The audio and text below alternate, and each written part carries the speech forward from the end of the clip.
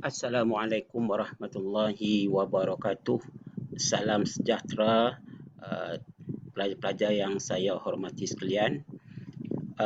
Dalam video ini, dalam kesempatan ini, saya akan menerangkan kapasiti pedagogi pembelajaran bermakna dalam versi pelajar.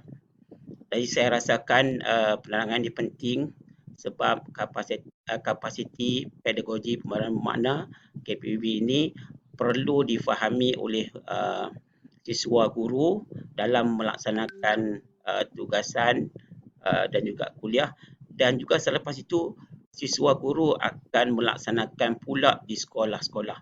Jadi saya rasa uh, penerangan uh, kapasiti pedagogi pembelajaran makna bagi versi pelajar ini sangat penting dan perlu diikuti oleh semua pelajar.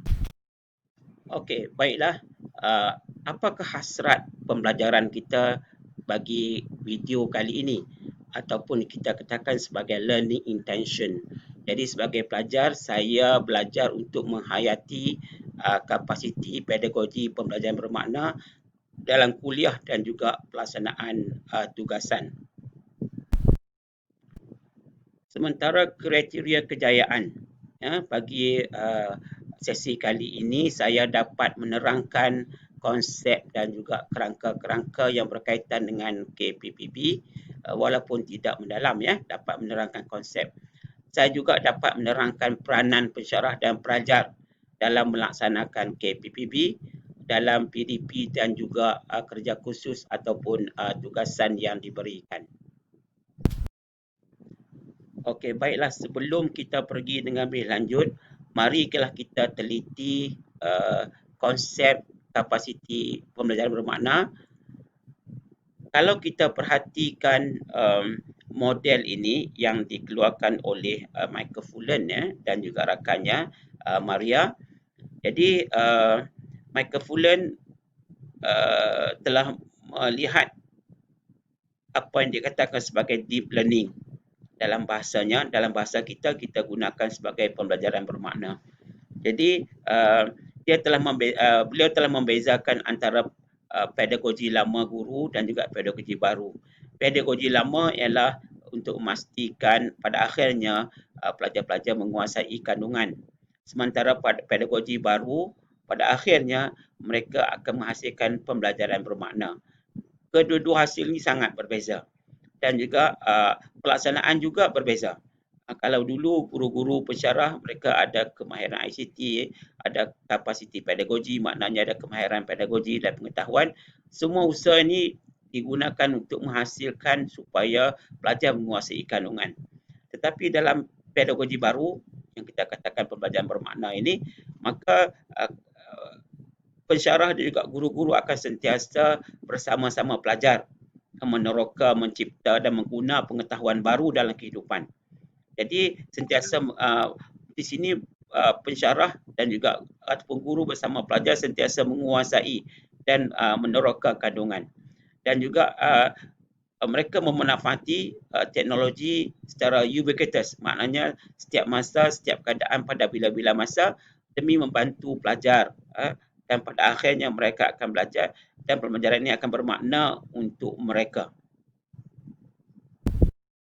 Mengikut Fullen, pembelajaran bermakna mempunyai beberapa ciri lah.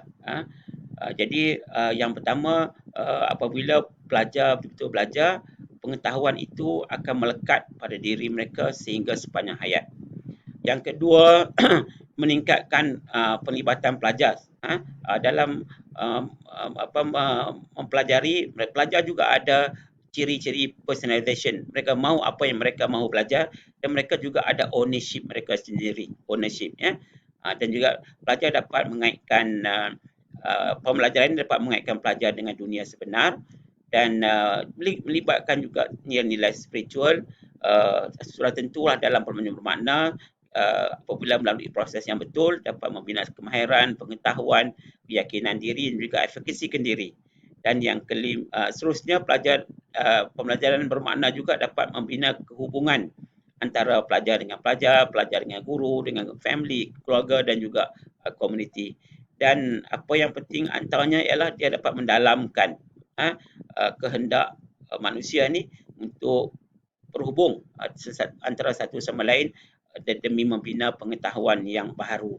Ini antara ciri yang dikemukakan oleh Michael Fullan supaya kita belajar, kita ada ciri-ciri ini semasa dalam proses pembelajaran. Okey, kapasiti pedagogi pembelajaran bermakna ini sebenarnya bukan kata sahaja berlaku di IPG, tetapi sebenarnya telah menjadi usaha menggerakkan pedagogi di sekolah-sekolah atas program inisiatif Kementerian Pendidikan, program transformasi sekolah TS25. Dalam program ini 4 teras merangkai titik kemandian dan murid pembelajaran bermakna dan juga pembudayaannya di sekolah dan juga amalan di sekolah. Jadi kapasiti pedagogi pembelajaran bermakna ini yang kita katakan berada di tengah ini akan disokong oleh amalan pensyarah-pensyarah yang disupport juga oleh iklim sekolah melalui inquiry kolaboratif. Jadi pensyarah IPG dan juga pensyarah IAB dan LTEC, SIP, SIC ini juga sentiasa membantulah perkembangan di sekolah. Jadi di sini untuk peringkat IPG ini pensyarah juga mempunyai anjakan dalam peranan mereka membantu pelajar belajar secara pembelajaran bermakna. Okey, seterusnya kita melihat tentang beberapa kita panggil sebagai entry point dan juga model-model atau kerangka yang terdapat di dalam pembelajaran bermakna ini. Jadi kalau kita lihat perjalanan pembelajaran bermakna ini akan melalui beberapa proses yang kita katakan sebagai entry point. Entry point 0, entry point 1, 2, 3, 4 dan 5. Dia 5 ni maknanya 6C yang kita nak usahakan pelajar mendapat mempunyai ciri-ciri yang begini yang dikatakan sebagai ciri kompetensi pembelajaran bermakna yang ada pada pelajar. Kita akan melihat satu demi satu dalam aspek peranan pensyarah dan juga peranan pelajar-pelajar. Ya. Okey, baiklah. Dalam entry point yang pertama, entry point ini banyak menekankan kepahaman tentang tugas pensyarah di sini ya. Pensyarah terlebih dahulu perlu mempunyai kejelasan kejelasan antara kurikulum, maknanya MK yang ada pada setiap kursus. Kejelasan ini membolehkan pensyarah mencipta apakah big idea, apakah EQ, essential questions, apakah hasrat pembelajaran, apakah kriteria pembelajaran. Kemudian pensyarah juga akan mencabar murid melalui kurikulum ini, memberi tugasan yang mencabar supaya mereka dapat belajar dan pada masa yang sama mereka dapat membina kompetensi pembelajaran bermakna. Sudah tentulah guru dan pelajar juga akan mempunyai hubungan. Jadi perhubungan antara guru dan pelajar ini berlaku sepanjang masa. Sepanjang masa sama ada dalam kuliah ke ataupun dalam melaksanakan tugasan sehingga tamat satu-satu sesi semester. Okey, kemudian di sinilah entry point yang pertama ni semua pensyarah perlu tahu apakah pengetahuan, apakah kemahiran yang ada di dalam maklumat kursus ataupun MK itu. Kemudian mereka membina the big idea. The big idea ni dibina berdasarkan beberapa interdisciplinary, beberapa kursus. Beberapa kursus, 2, 3 atau 4 kursus akan berkongsi satu big idea. Dan setiap kursus ada soalan-soalan penting. Soalan-soalan ini bukan dijawab secara peperiksaan, tapi dijawab dalam bentuk tugasan di mana mereka soalan-soalan ini mencetuskan idea untuk mereka menjawab soalan-soalan yang lebih baik lagi. Kemudian pensyarah juga akan membuat reka bentuk backward design dalam pengajaran dan pembelajaran dan mereka akan sentiasa berfokus kepada kompetensi pembelajaran bermakna 6C yang perlu ada pada pelajar. Kemudian pelajar juga boleh ada suara mereka yang boleh membuat pilihan mereka untuk melaksanakan tugasan. Tugasan ini terbuka bergantung kepada kursus yang ditawarkan. Dan mereka juga akan mendapat maklumat daripada rakan-rakan, daripada pensyarah, daripada pakar dan mereka akhir sekali mereka akan berkongsi berkongsi hasil. Perkongsian ini sangat penting supaya mereka dapat menunjukkan inilah ilmu pengetahuan baru yang mereka peroleh bersama-sama pensyarah, dan pengetahuan inilah akan menjadikan mereka lebih matang, mereka akan mempunyai kompetensi pembelajaran bermakna. Jadi inilah dikatakan sebagai entry point yang pertama yang merupakan tugas pensyarah di sini. Okey, baiklah.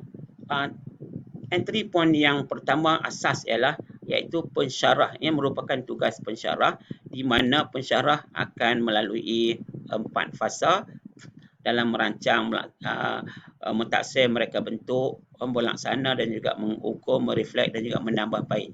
Ini fasa ini merupakan tugas pensyarah, tugas pensyarah.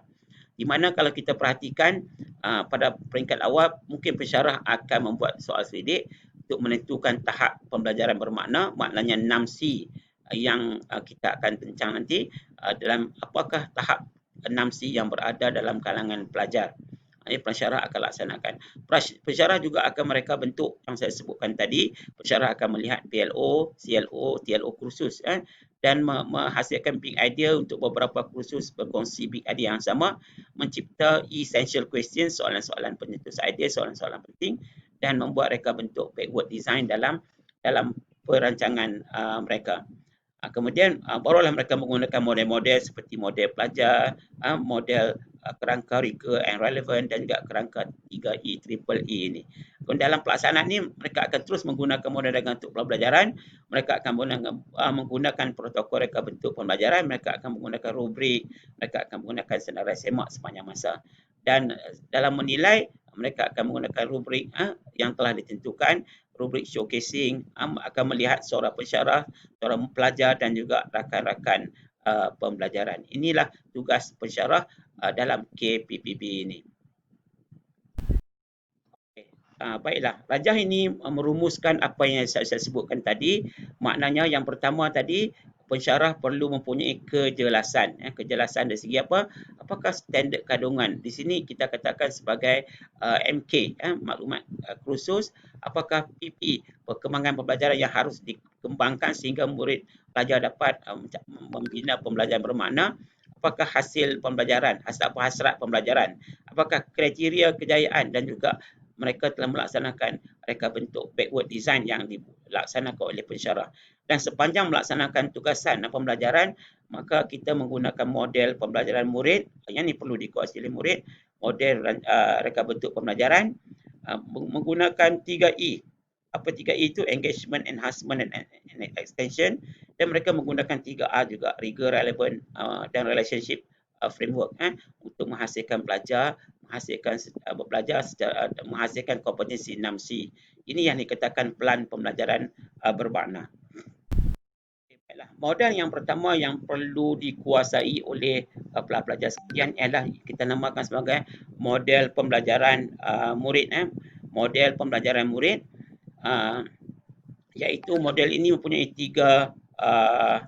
tiga elemen utama: perhubungan, pelajar, cara belajar dan juga aspirasi. Jadi kenapa model ini penting? Sebab yang pertama, pelajar akan meneliti tugasan yang diberikan oleh pensyarah. Kemudian pelajar-pelajar akan mengenal pasti the big idea dan juga essential question yang diberikan dalam tugasan. Kemudian sepanjang tu mereka sentiasa melaksanakan tugasan berdasarkan model ini, dan mereka sentiasa merujuk kepada big idea dan EQ untuk menghasilkan tugasan yang berkualiti. Jadi yang pertama dalam model ini ialah perhubungan. Maknanya di sini pelajar perlu membuat hubungan yang baik dengan pensyarah, merangkai dengan pensyarah. Merangkai ini maknanya ada pensyarah dengan rakan-rakan sebaya, pakar dan sebagainya. Siapa saja yang berada atas dunia ini mereka boleh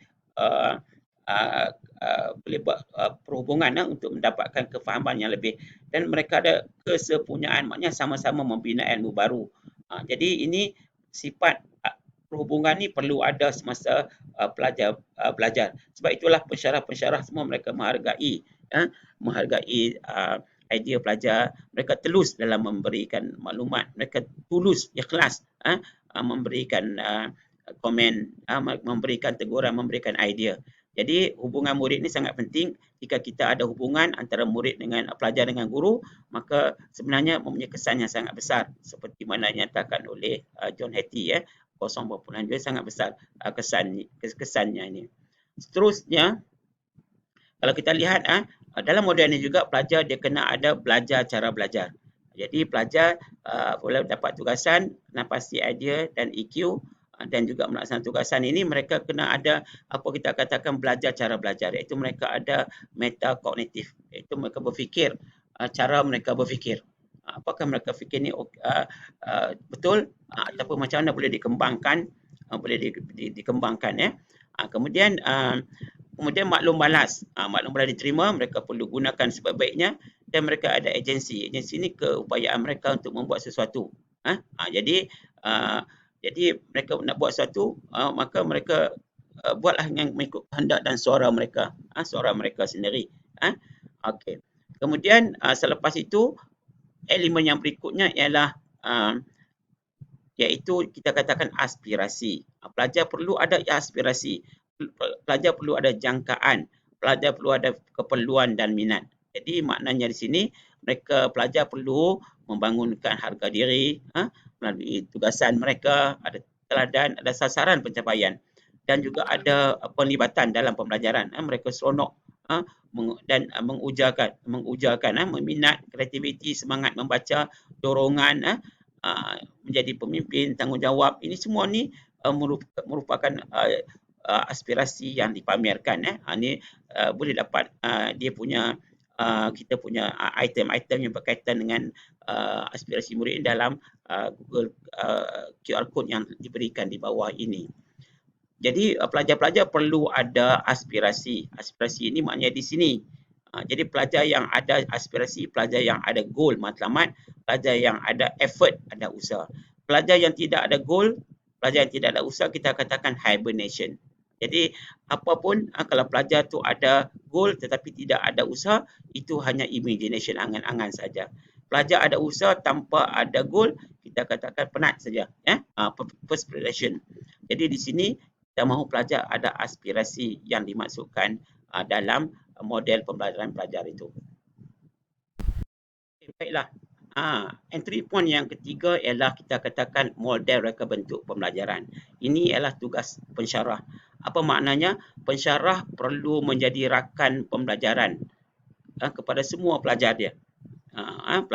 Pensyarah perlu menjadi rakan pembelajaran. Orang lain juga boleh jadi rakan pembelajaran juga. Dan pensyarah juga perlu menyediakan persekitaran pembelajaran yang sangat optimum, yang menyeronokkan sehingga pelajar dapat membantu mereka belajar secara lebih bermakna. Pelajar perlu pensyarah perlu memanfaatkan penafat digital. Sumber-sumber digital ini perlu dimanfaatkan sepenuhnya untuk membantu pelajar secara ubiquitous di mana saja pada bila-bila masa. Dan tentulah pensyarah perlu mengamalkan pedagogi yang mempunyai impak kesan yang tinggi. Jadi ini empat tugas pensyarah ini akan menyokong pembelajaran pelajar-pelajar sekalian. Jadi kalau pelajar-pelajar menjadi guru terlatih, guru-guru juga akan mengamalkan empat pelajaran ini, empat elemen ini dalam pelaksanaan PDP di sekolah ya. Okey, baiklah. Mari kita lihat ada empat jenis guru. Jadi guru yang pertama, guru yang kurang minat. Guru yang kurang berhasrat murni, kurang meraihkan pelajar. Ini yang pertama. Ada juga guru yang kurang berhasrat murni tapi cuba meraihkan pelajar. Okey. Ada juga guru yang berhasrat murni tapi kurang meraihkan pelajar. Jadi ada yang paling bagus sekali ialah guru berhasrat murni sentiasa meraihkan pelajar. Apa yang mereka buat ialah konsisten, sering menampingi murid, pelajar. Jadi pensyarah-pensyarah akan menampingi pelajar sekalian secara maya ataupun secara bersemuka.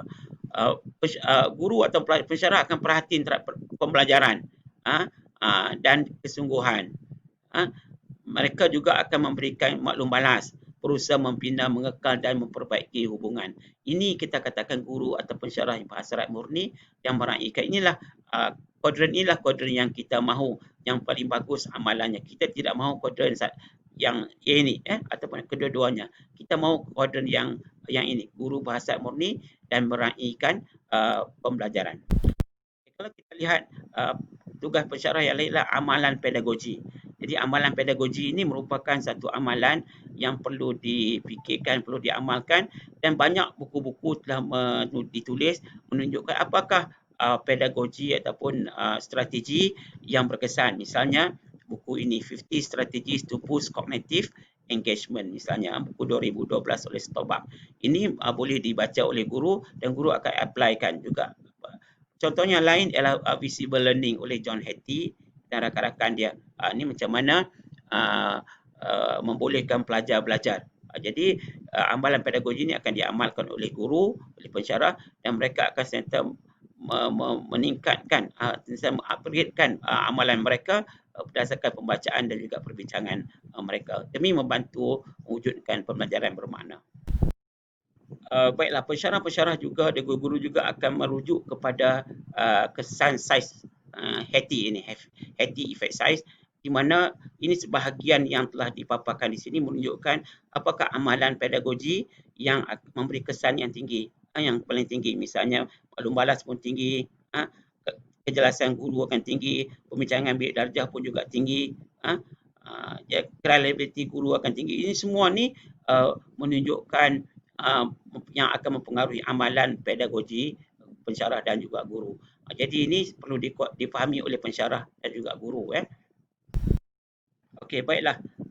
Entry point yang keempat ialah resource dan alatan digital. Jadi ini kita ada model yang telah dikemukakan oleh Liskop dalam bukunya Learning First, Technology Second. Jadi Liskop telah menunjukkan dalam bulatan yang berwarna orange ini bagaimana alatan digital ini digunakan. Yang pertama untuk engage pelajar, melibatkan pelajar secara dalam tugasan, sama-sama guna, dan macam mana kita boleh gunakan untuk mencapai hasil pembelajaran. Yang kedua, enhancement. Yang kedua adalah enhancement, iaitu menambah nilai, value added, memberi sokongan, scaffold, dan juga membuat pembezaan antara pelajar yang kurang dan pelajar yang lebih. Dan juga membuat personalization. Pelajar mana yang berusaha untuk ke arah mana mereka mahu, mereka boleh lanjutkan yang katakan self-directed itu. Juga yang paling bagus ialah pelajar juga boleh membuatkan pengalaman yang sebenar, yang asli. Mereka mereka teruskan pelaksanaan menggunakan teknologi ini untuk mendapat pengalaman yang sebenar. Mereka boleh mengaitkan pembelajaran mereka 24 jam sehari, 7 hari seminggu. Dan mereka juga melalui extension ini mereka ada kemahiran-kemahiran insaniah, soft skill. Jadi inilah yang dikemukakan oleh Liskop dan pensyarah perlu faham ini, pelajar juga perlu faham di mana kedudukan mereka, adakah engagement, adakah enhancement ataupun adakah extension. Jadi sama-sama pensyarah juga pelajar meneroka dan bagaimana untuk memanfaatkan alatan digital dan juga resource ini.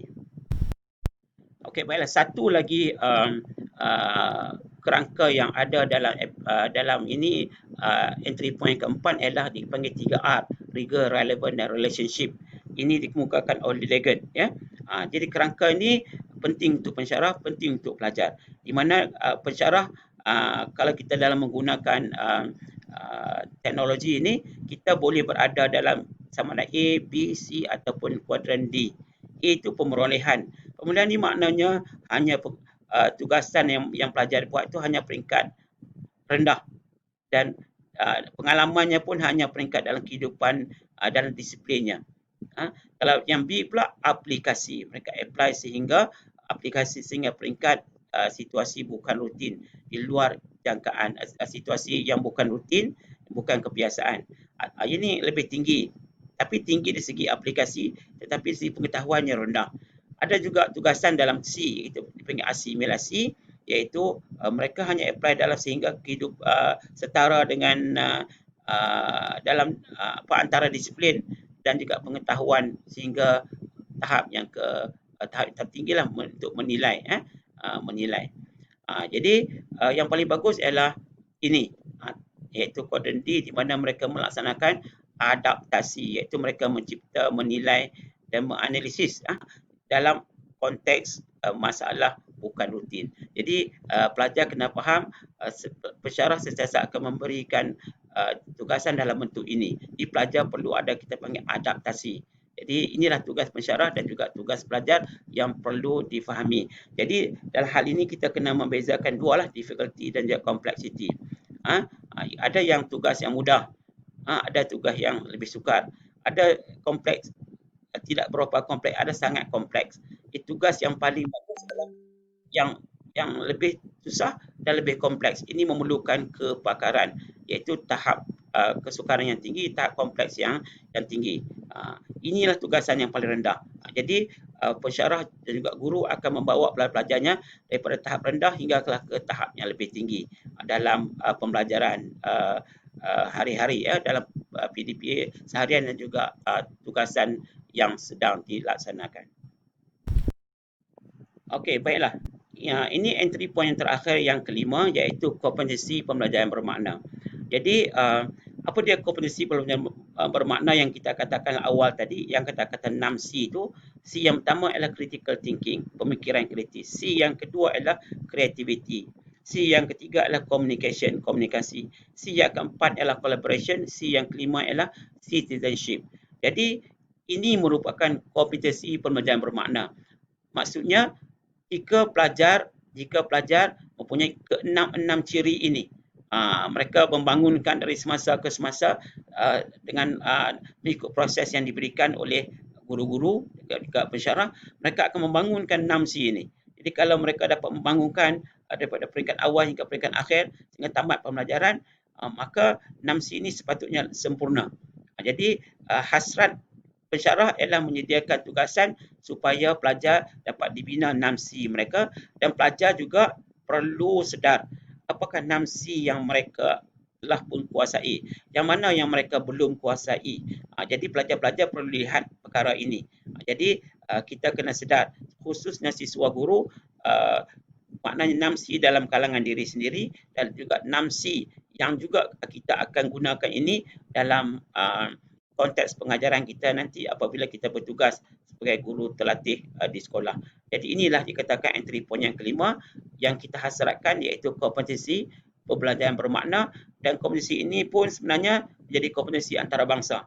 Semua negara di seluruh dunia merujuk pada kompetensi ini. Jadi harus dibina kompetensi ini, harus dikembangkan kompetensi ini dalam kalangan pelajar-pelajar IPD dan juga pelajar-pelajar sekolah.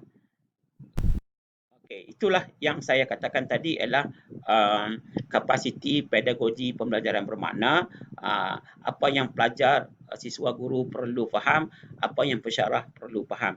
Kedua aspek ini, jika kita kedua pihak memahami kehendak ataupun tuntutan kapasiti pedagogi pembelajaran bermakna, kita akan dapat belajar dengan mudah, pensyarah akan dapat menjalankan kuliah dan juga memberikan maklum balas dengan baik berdasarkan entry point yang telah kita bincangkan tadi. Jadi saya harap penerangan video dalam video ini akan memberi gambaran terhadap kehendak dan tuntutan kapasiti pedagogi pembelajaran bermakna untuk pelajar dan juga pensyarah. Selamat maju jaya. Saya doakan semua siswa guru berjaya dan dapat menjadi pelajar yang mempunyai dapat melalui proses pembelajaran bermakna sesuai dengan kita punya hasrat IPD dan penaraju pembelajaran bermakna. Sekian, terima kasih. Assalamualaikum warahmatullahi wabarakatuh dan salam sejahtera.